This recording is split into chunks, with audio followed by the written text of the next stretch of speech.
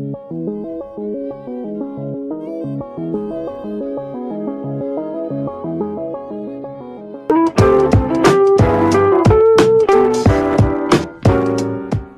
11th में जब मैंने बायो चूज़ की थी, उसके दो मेन रीजंस थे। पहला, क्योंकि मुझे बायो बहुत पसंद थी, एंड दूसरा क्योंकि मुझसे मैथ्स नहीं होती थी। ऐसा लगा कि अब तो मैथ्स से छुट्टी मिल गई, लेकिन जब फिजिक्स में वेक्टर्स पढ़े तब समझ आया कि हमारे साथ एक्चुअल में क्या हुआ है। ये तो सब गुंडा लोग हैं, भाग रहे। So once upon a time, physics मेरे लिए भी एक नाइटमेयर थी। But in this year, I scored 147 on 180 in physics in NEET 2021. And I actually started loving this subject. So when I can do it, why can't you? So मैंने कौन कौन सी books use की थी? मैंने use की थी Elon के modules for question practice, NCERT and MTG, previous 32 years question book. I think in सभी बुक्स में इतना मटेरियल है कि अगर आप इन्हें अच्छे से 2-3 बार कर लो तो ये नीट के लिए बहुत है। लेवल ऑफ क्वेश्चंस क्या होना चाहिए? जस्ट लाइक एक बच्चा सबसे पहले क्रॉल करना सीखता है एंड देन चलना एंड भागना सीखता है, उसी तरह फिजिक्स में भी सबसे पहले हमें बेसिक लेवल के क्वेश्चंस करने चाहिए एंड उसके बाद एडवांस लेवल के क्वेश्चंस करने चाहिए। NCERT और HC वर्मा का लेवल बेसिक से थोड़ा ऊपर है, तो जो सीक्वेंस ऑफ बुक्स मैंने फॉलो किया था वो था सबसे पहले एलन के मॉड्यूल्स या कोई भी प्रैक्टिस बुक, उसके बाद previous year questions, then NCERT and finally HC Verma. HC Verma is completely optional. अगर आपको रैंक चाहिए टॉप 1 to 100 में, then go for HC Verma, otherwise उसके बिना भी बहुत अच्छी प्रेपरेशन हो जाती है। इस साल नीट 2021 का फिजिक्स का पेपर अनएक्सपेक्टेडली लेंदी था। टफ नहीं था, लेंदी था, जिसकी वजह से पेपर का लेवल इजी टू मॉडरेट हो गया था एंड काफ़ी सारे बच्चों को टाइम मैनेजमेंट की प्रॉब्लम आई थी। बट मेरे साथ ये प्रॉब्लम क्यों नहीं हुई थी?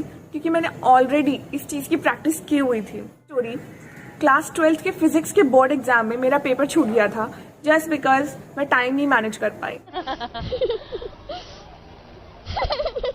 After that incident I made it a point कि अब किसी भी एग्जाम में टाइम मैनेजमेंट तो मैं कॉम्प्रोमाइज नहीं करूंगी। जब मैं टाइमर लगा के क्वेश्चंस करती थी तो स्टार्टिंग में पहले जैसे 30 क्वेश्चंस के लिए 40-45 मिनट्स का टाइमर लगा के प्रैक्टिस करी। तो जैसे जैसे आप प्रैक्टिस करते जाओगे आपका स्पीड एंड एक्यूरेसी दोनों इंप्रूव होता रहेगा एंड अल्टीमेटली नीट का स्कोर भी इंप्रूव होगा। आई पर्सनली बिलीव कि हर बार एक नई बुक ट्राई करने से बेटर है एक ही बुक को बार बार सॉल्व करना चाहिए।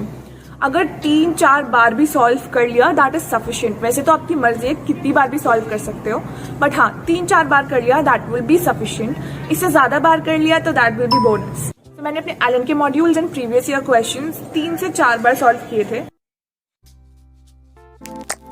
नीट के एग्जाम में आपके पास टाइम नहीं होगा इतना सोचने का कि इस क्वेश्चन में कौन सा फॉर्मूला लगेगा, किस मेथड से इसे सॉल्व करूं।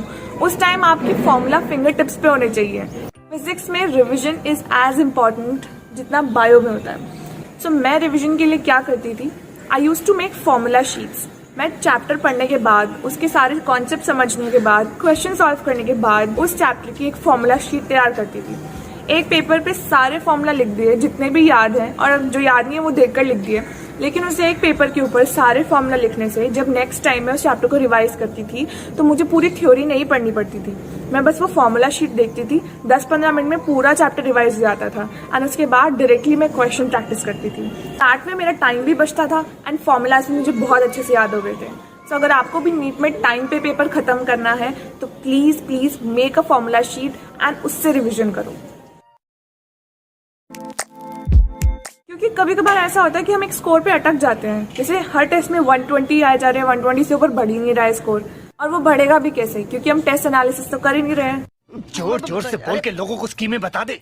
मेरे फर्स्ट ड्रॉप ईयर में जब एलन में टेस्ट होते थे तो उन टेस्ट के मार्क्स देखकर या तो अगर बहुत अच्छा आए तो इतनी खुश हो जाती थी कि अब तो मेरा सिलेक्शन हो गया, और अगर खराब आए तो दुखी हो जाती थी। बट इन सब चक्कर में टेस्ट एनालिसिस तो कम्प्लीटली रह जाता था। मेरे सेकेंड ड्रॉप में आई रेक्टिफाइड दिस मिस्टेक।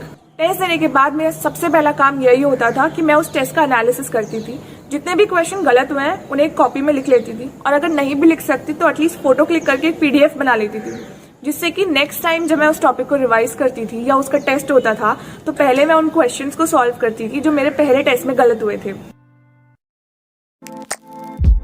मैंने फिजिक्स के लिए फिजिक्स वाला का पुराने वाले यूट्यूब वीडियोस फॉलो किए थे। क्रैश कोर्स की बात नहीं कर रही हूँ, जो डिटेल्ड वीडियोस हैं हर एक चैप्टर की, वो वाले वीडियोस। चैनल है नीट फिजिक्स कोटा करके, उसपे प्रशांत सर का क्रैश कोर्स है, उसमें सब 1 शॉट वीडियोस हैं and it's good for revision. ऐसा नहीं है कि अगर तुमने कुछ नहीं पढ़ा और तुम जाके सीधा उनका वीडियो देख लोगे तब समझ में नहीं आएगा, लेकिन हाँ, अगर you want to revise and you want all the formulas and shortcut tricks to solve the question, then Prashant sir की क्रैश कोर्स वाली series is very helpful. You can check it out if you want. And this is not a paid promotion. I personally used it. तो इसके अलावा भी अगर आपका कोई doubt रह गया है, do ask me in the comment section and I'll answer them for you. See you guys next time. Till then, keep rocking. Bye bye. Accept your flaws, accept your mistakes, make mistakes. It's perfectly normal. And don't try to be this perfect person, this right person, this correct person. Nobody is right, nobody is correct, and everyone's making mistakes. And it's completely normal.